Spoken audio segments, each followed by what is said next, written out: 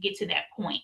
But we know that the real challenges that most business owners face is that you don't know where to find good fit bids. You don't know where to find all this stuff. When I talked about the 457,000 opportunities in SLED, you're probably like, what in the world? I did not know, or I know about some in my state. I've heard about some in my city, but I didn't know that all those were available. Or maybe you do know, but you don't know where to go because there's limited access to reliable, relevant RFP sources.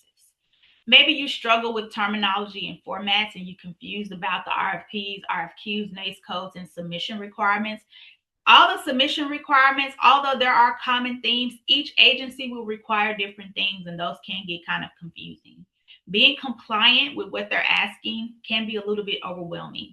I just submitted a bid to a county close to where I live, and they wanted you to have 4 copies of the RFP plus a thumb drive of the RFP. Okay, so yeah, that can get, you're like, what in the world?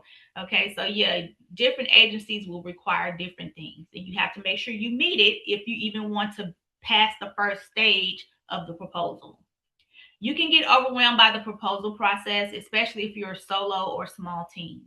And I am still a small team.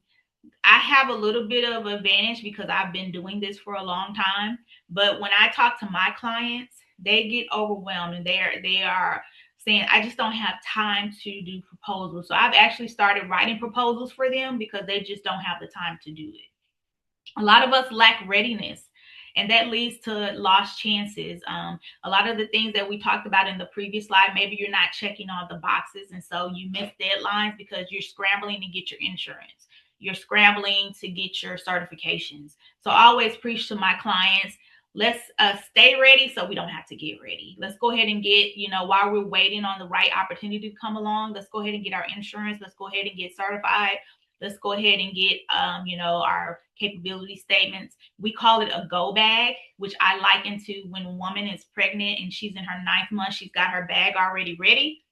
So that when the time comes, she just has to go to the hospital. Same thing happens when you're getting ready to bid on something.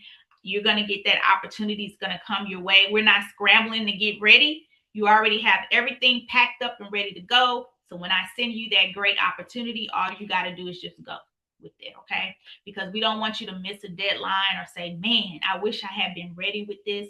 Everything's already go. Your go bag is ready. All you have to do is just submit the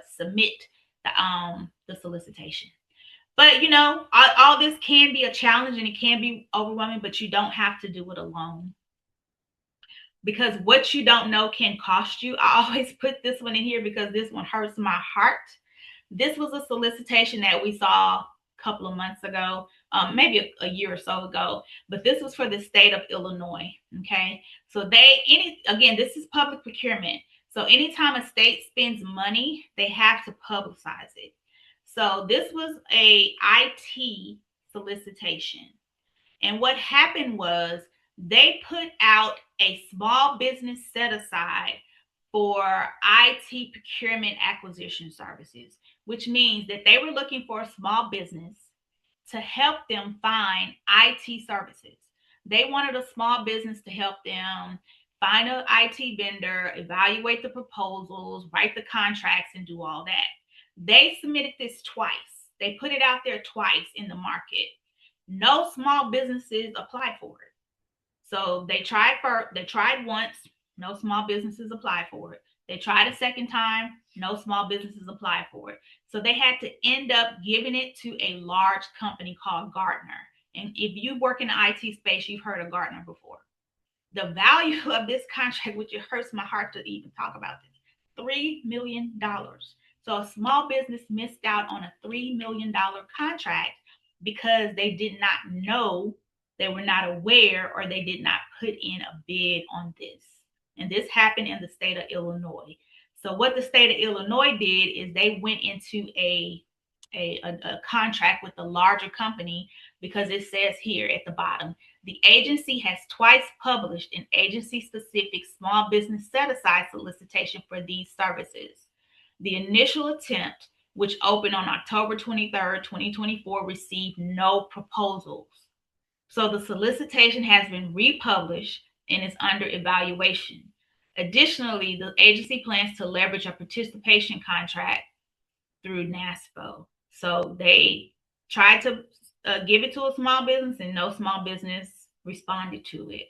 So what we don't know as small businesses, it can cost us. And I guarantee you, this is probably put out there in a public forum of small businesses, and this is open nationally. So you can't just say, well, I don't live in Illinois. No, I'm pretty sure it was open on a public forum that any one of us in any state, and I do IT procurement acquisition. So this hurt my heart. So I didn't see this either. So I missed this $3 million opportunity. If I had this contract, I wouldn't be talking. No, I'm just joking. So, it's just a matter of what we don't know can cost us, and try to understand what's out there in the market, and having someone to say, hey, did you know this was out there and this is how you need to respond to it, can really, really help us in this space.